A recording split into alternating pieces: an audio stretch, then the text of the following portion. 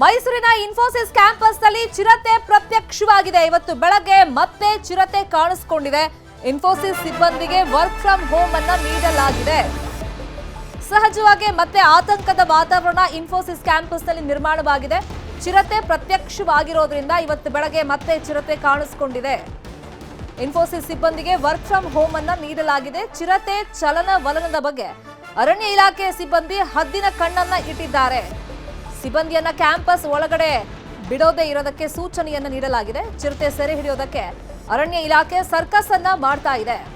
Ring road ನ Hebbal ಬಳಿಯಲ್ಲಿದೆ Infosys campus ಮೈಸೂರಲ್ಲಿ. 30ನೇ ತಾರೀಕಿನಂದೇ ಚಿರತೆ ಕಾಣಿಸ್ಕೊಂಡಿತ್ತು. ಮತ್ತೆ ಇವತ್ತು ಬೆಳಗ್ಗೆ ಚಿರತೆ ಕಾಣಿಸ್ಕೊಂಡಿದೆ.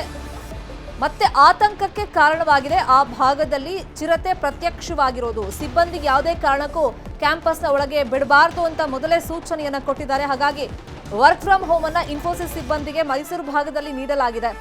ಅದರ ಜೊತೆಯಲ್ಲಿ ಚಿರತೆಯನ್ನ ಸೆರೆ ಹಿಡಿಯೋದಕ್ಕೆ ಅರಣ್ಯ ಇಲಾಖೆ ಕಾರ್ಯಾಚರಣೆಯನ್ನ ಮಾಡ್ತಾ ಇದೆ.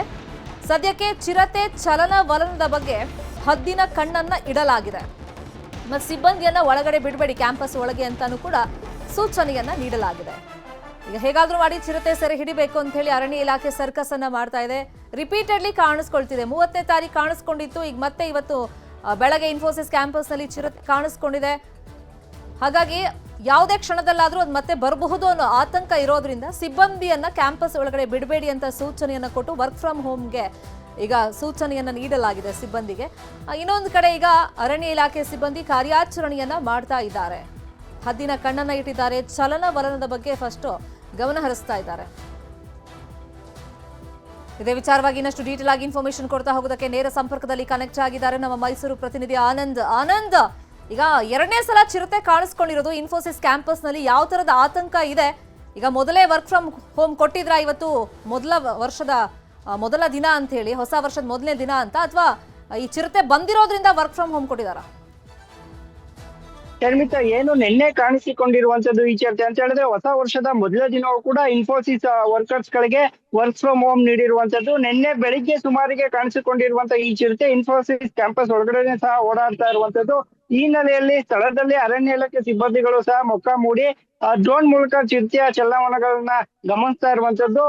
ಅಂತಂದ್ರೆ ಚಿರತೆ ಕೂಡ ಅಲ್ಲಲ್ಲೇ ಸಾಕಷ್ಟು ಬಾರಿ ಕ್ಯಾಮೆರಾ ಕಣ್ಣಿಗೆ ಬೀಳುತ್ತೆ ಮತ್ತೆ ತಪ್ಪಿಸಿಕೊಳ್ಳುವಂತ ಪ್ರಯತ್ನಕ್ಕೆ ಮುಂದಾಗಿರುವಂತದ್ದು. ಈ ಹಿನ್ನೆಲೆಯಲ್ಲಿ ಅರಣ್ಯ ಇಲಾಖೆ ಸಿಬ್ಬಂದಿಗಳು ಸದ್ಯ ಇನ್ಫೋಸಿಸ್ ಕ್ಯಾಂಪಸ್ ಒಳಗಡೆ ಬೋನನ್ನ ಇಡಿಸಿದ್ದಾರೆ. ಅಲ್ಲದೆ ಇನ್ಫೋಸಿಸ್ ಸಿಬ್ಬಂದಿಗಳಿಗೆ ರಜಾ ಘೋಷಿಸಿರುವ ಹಿನ್ನೆಲೆಯಲ್ಲಿ ಇನ್ಫೋಸಿಸ್ ಕ್ಯಾಂಪಸ್ ಒಳಗೆ ಯಾರನ್ನು ಕೂಡ ಪ್ರವೇಶ ಮಾಡದಂತೆ ನಿರ್ಬಂಧ ಇರಲಾಗಿದೆ. Sharmita, fine, thank you Anant ತಮ್ಮ ಇನ್ಫಾರ್ಮೇಶನ್ಗೆ. ಕನ್ನಡಿಗರ ನೆಚ್ಚಿನ ನ್ಯೂಸ್ 18 ಕನ್ನಡ ಈಗ ವಾಟ್ಸ್ಆಪ್ನಲ್ಲೂ ಲಭ್ಯ.